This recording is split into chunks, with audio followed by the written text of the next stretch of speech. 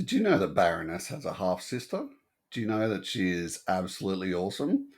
Well, let's go along on a journey and find out all about her.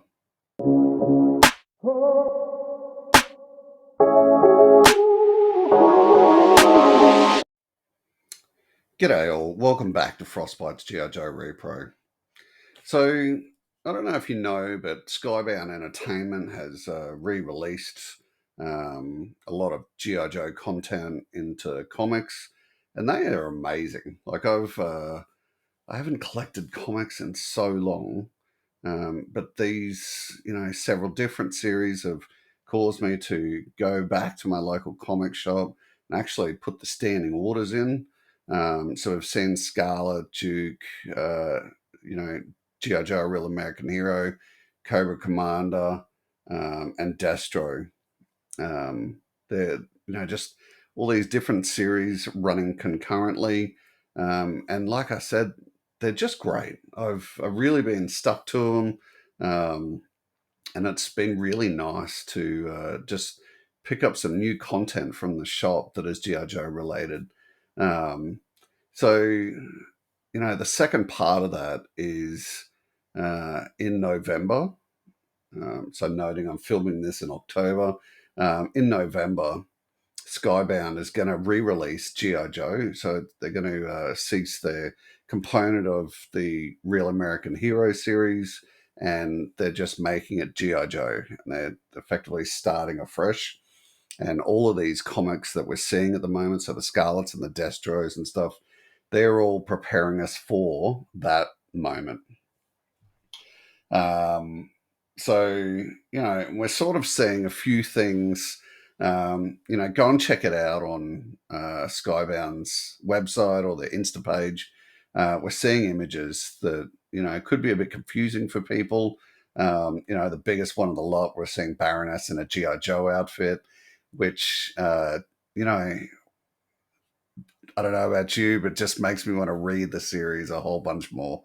Um, one of the characters that we're seeing is sort of a sniper looking blonde female, and that is Chameleon. Um, so when I looked at that and saw the name, I'll never say that I'm across all GI Joe content because I feel that's ridiculous.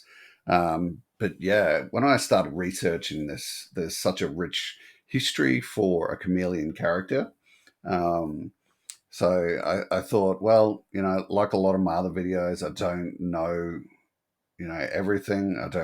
I'd probably say I don't know a lot about G.I. Joe, considering how much content there is out there. Um, so yeah, like a lot of my other videos, while I'm learning, I figured some of you might like to learn, because if I don't know something, there's probably going to be one or two of you that don't know the same content, and if I can just compress it all down into a little video for you, then it just makes things easier, gives you an easier life, and you get to listen to my Australian accent a whole bunch more. In this video, we're going to look to go through what we know about Chameleon through the G.I. Joe history. And stay tuned to the end where after we go through the history of Chameleon, I'm going to give you my take on how I feel this is going to impact the Skybound entertainment version of G.I. Joe. Because something that I learned from the 80s is knowing is half the battle. So yeah, let's crack on.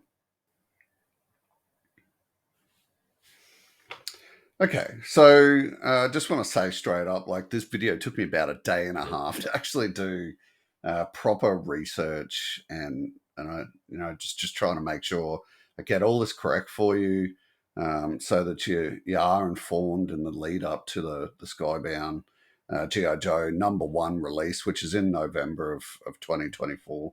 And if you're watching this in the future, you know what happened with the release, and so if I got it wrong, just give me a little bit of leeway. But Yeah, like a lot of this back history that I found, it was amazing, and I was it was quite tiring doing the research on all this. I was, as I was learning about the character, and I literally started at zero with this character, um, and right at the start, I was like, oh my god, how much actually exists? How much content exists on this character? And as I sort of kept looking into it, just more and more was unraveling, and yeah, I grew quite fond of this character, and I did a whole bunch of, I was reading comics that she was appearing in, that I hadn't read before, and they were just excellent, excellent comics. So yeah, as we go through this video today, take some notes on, the series that I'm mentioning, and if, look, you've probably read them, but if you haven't read them, please go back and check them out. You don't have to buy $30 comics off eBay. They are available online. But if you want to purchase them, definitely purchase them. Pick up the trade paperbacks or hardcovers. Probably the easiest way to get this content into you. But yeah, let's crack on. So we're going to talk about Chameleon. And I felt it apt when I did the thumb for this, that, I put a picture of the Baroness up, and little chameleon symbol. Um, so, interestingly, Chameleon's first appearance wasn't in the original comics or the toy line. We first saw her included in a 2-pack, which you can see on the slide there, from Hasbro, and she was paired up with Cobra Commander. So the pack released in 2000, and it was part of a line of 21 figures that year. Of those 21 figures, several were renamed characters, such as Chameleon and Rippet. Now, we can all see the Baroness figure, but why is it coming under a different code name? And we can also see different colors. Um, so during the year 2000, there were instances of expired copyrights. And this was, I won't say for sure, but I'm going to say this is probably one of them. Other examples during that year and during that line included Hawk being renamed to Tomahawk, Ambush was renamed to Sidetrack, Snow Job was renamed to Whiteout, Thunder was renamed to Thunderwing, the Barracuda became the Man of War, or Man O' War, and the Dragonfly was renamed to the Locust. Interestingly, when I looked that up, just weirded me out. So as you can see on the slide, this Chameleon come equipped with the backpack and the laser rifle. As per the V1 Baroness figure, this was used off the mold of the V1, and the V2. So you're effectively getting like just a full-on, just a Baroness, V1 Baroness. But it also come with walkie-talkie, as you can see, and a stand. And the stands, we all know they were quite popular at the time. So when it come to the file card on the back of the box, so it came with this weird photo of the toy itself, rather than the artwork that we usually see on packaging. And it was, such a weird difference to a lot of the stuff in the past. But yeah, the file card, you can read along with me. The adopted daughter of French revolutionaries, Chameleon traced her lineage and discovered she was the illegitimate half-sister of Baroness, Cobra's top intelligence officer. When a Cobra night attack left Baroness severely burned and in need of an extensive facial plastic surgery, Chameleon seized the opportunity to present herself to the GI Joe team in hopes of thwarting the evil actions of her spoiled sister and her aligned Cobra forces. Chameleon underwent a plastic surgery process that mirrored her half-sister's new appearance and led a kidnap mission to capture the Baroness, who is now incarcerated in a federal penitentiary in Duluth. Acting as a secret agent for the GI Joes, Chameleon has assumed the role of Baroness in the Cobra Legions, secretly sabotaging their missions and fooling their efforts to take over the world. So, from the information presented on that file card from 2000, we're then led to believe that in issue number 23 of GI Joe from 1984, go back and read it if you can't remember. I had to go back and read it. Major Blood picks up Baroness from the reconstructive facility where she got got her face redone. That was in Switzerland, and we're then led to believe that he was actually picking up Chameleon, while Baroness had then been taken to Duelith. So this to me represents the biggest ever story plot piece in GI Joe history. It was just so fascinating to read.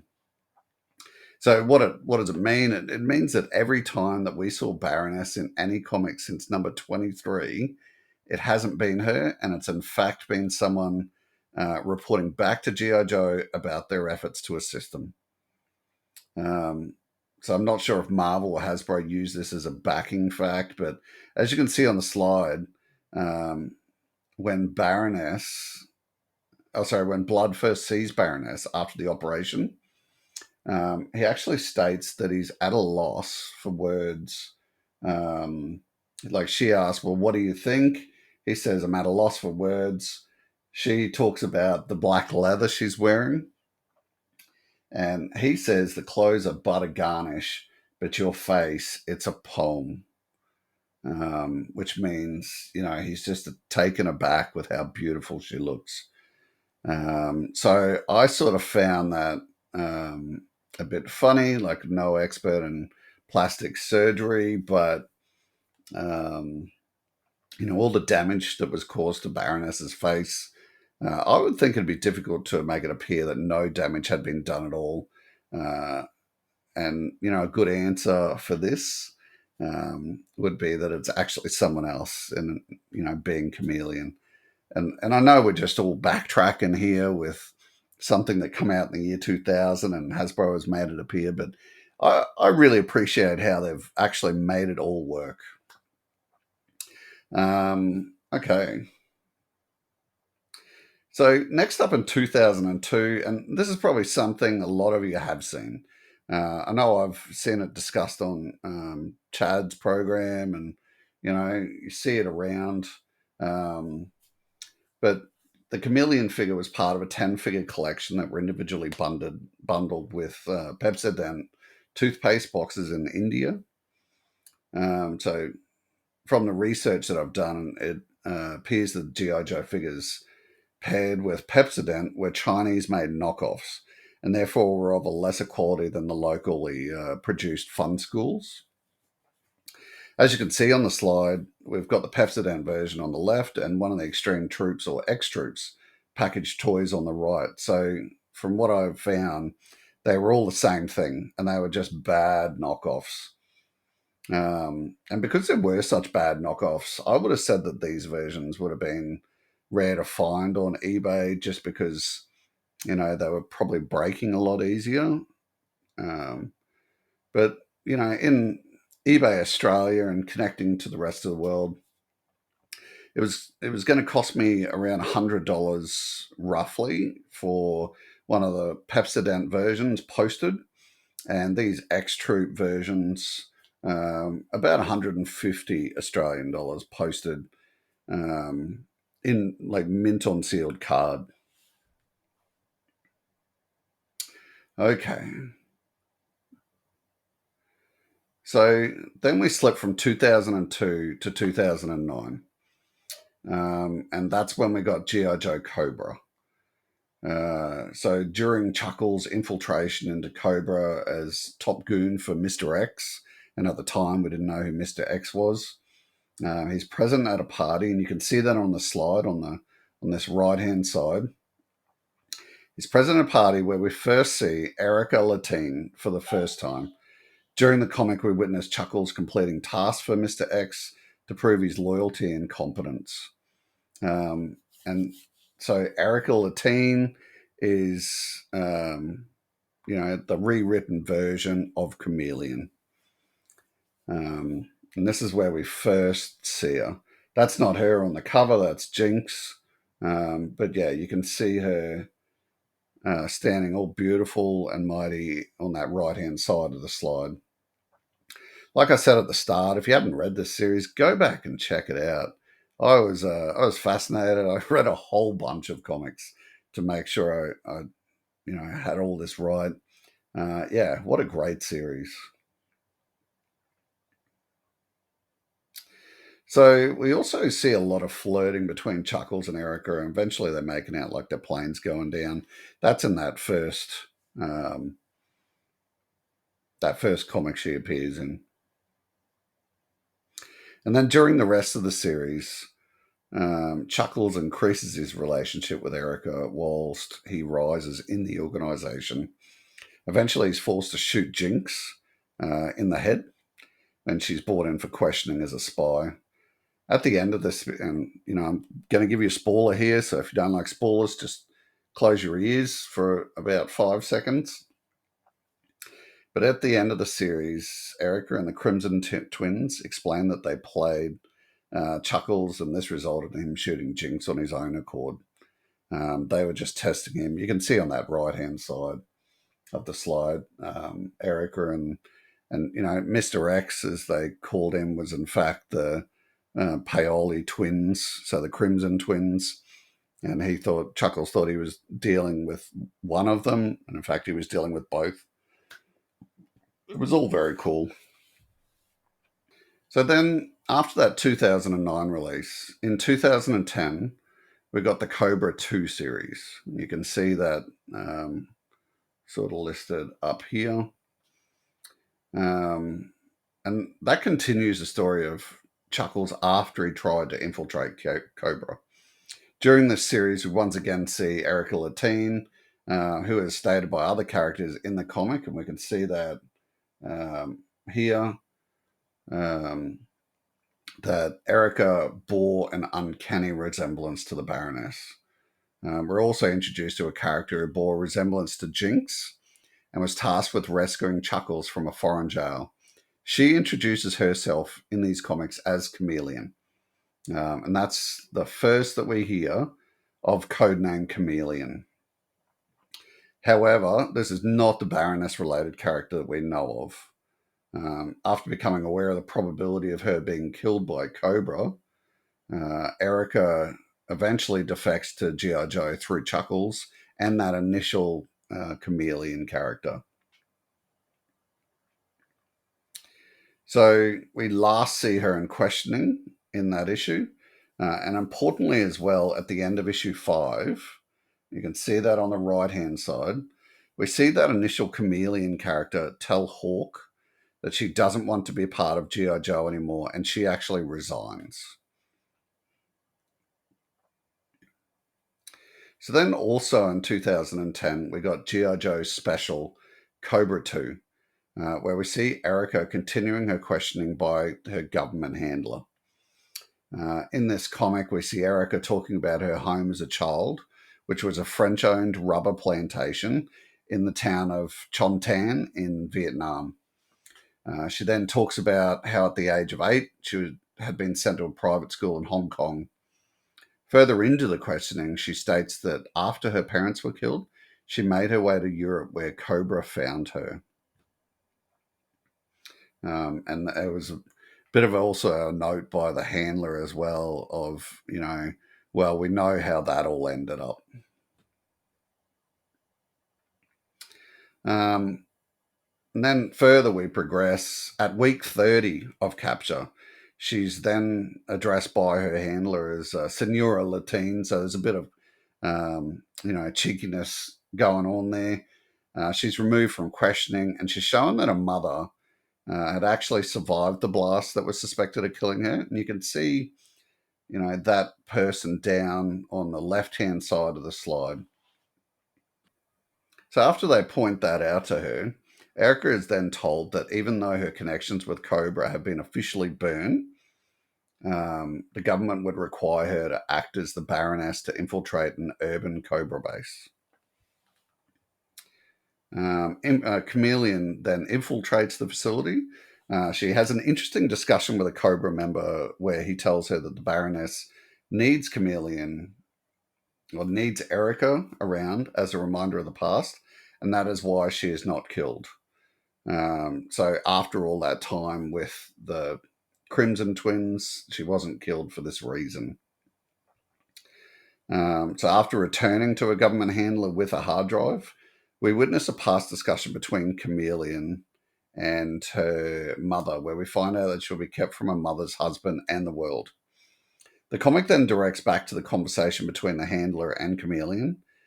She's given better quarters as a reward for helping out, and also a security clearance to assist the handler with further processing of the captured information.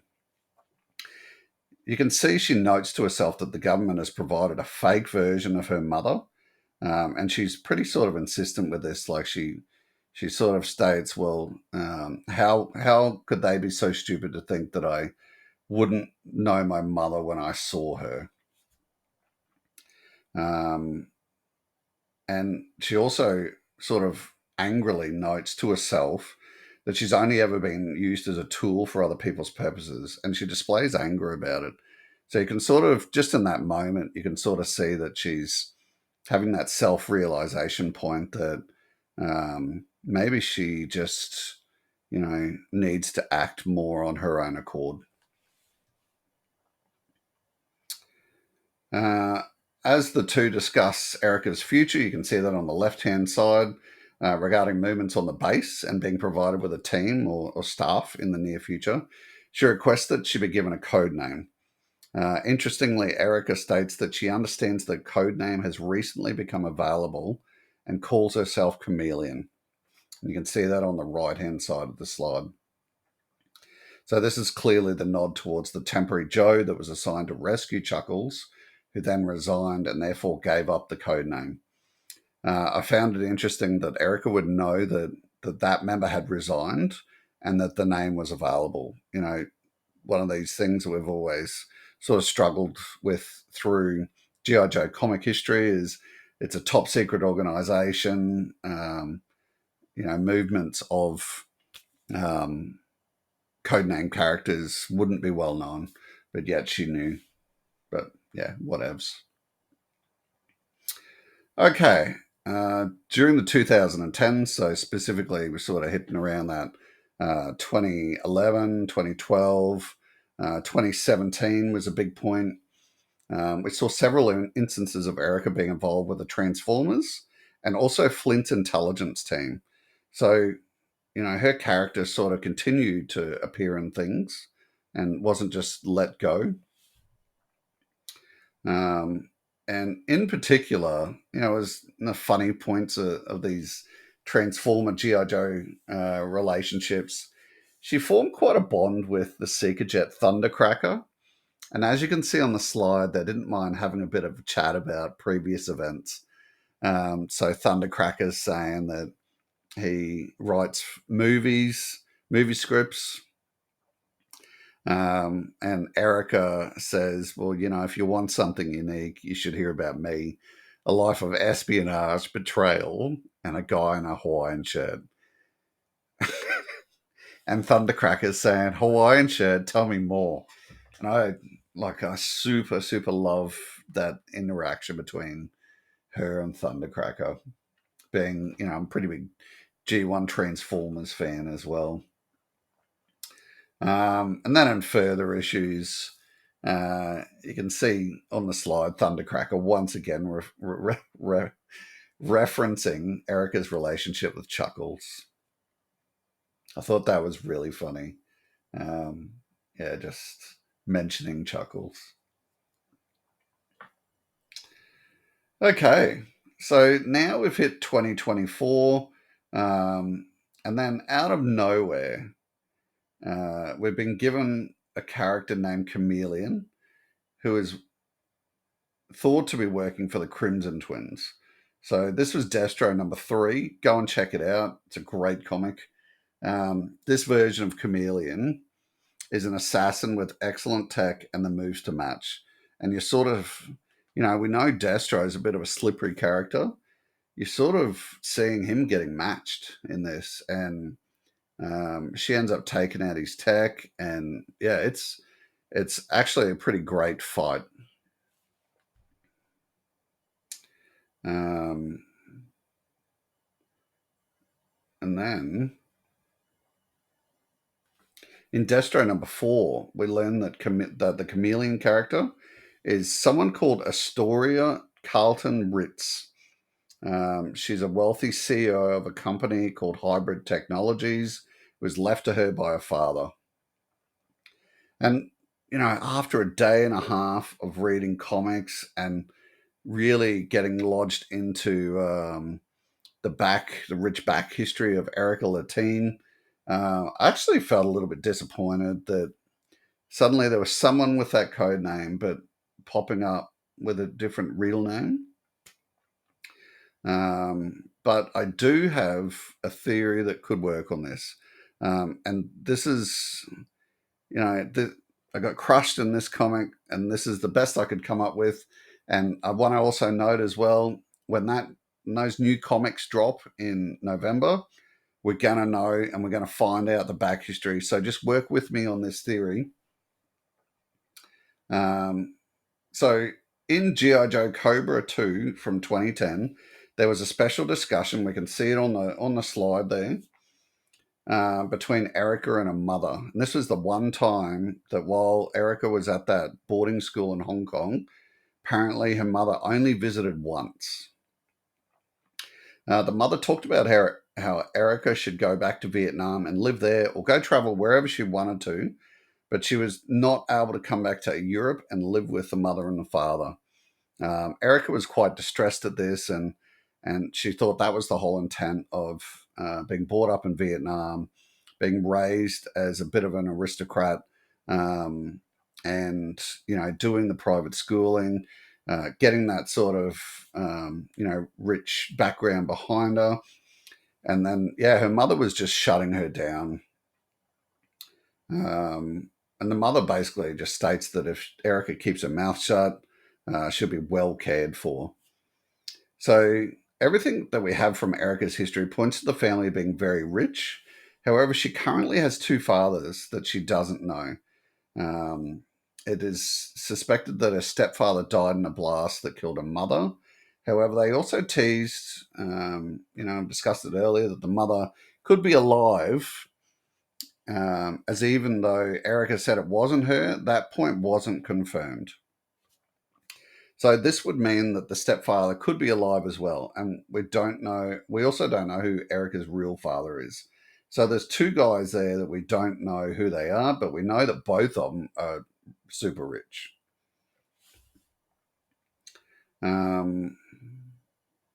So this new Chameleon character in the Destro series comes from a rich family.